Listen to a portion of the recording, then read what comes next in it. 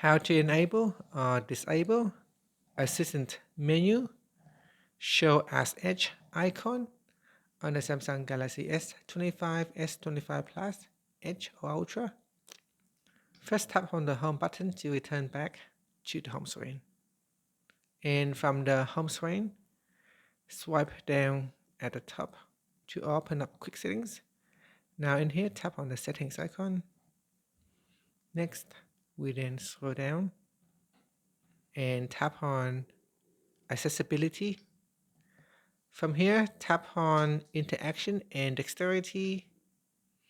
Then we tap on assistant menu, tap on the left hand side panel. From here, scroll down and tap on show as edge icon. Tap on the toggle button to turn it on or switch it off. Now when you turn this on, you can see the button here will align to the edge of the screen. So you can tap on it to open up the assistant menu. If you turn this off, then the button will be floating on the side of the screen. So you can move them around the screen here, but if you turn it on, it will always align to the edge of the screen. And that's it. Finally, tap on the home button to return back to the home screen. Thank you for watching this video. If you find it helpful, please like and subscribe to my channel for more videos.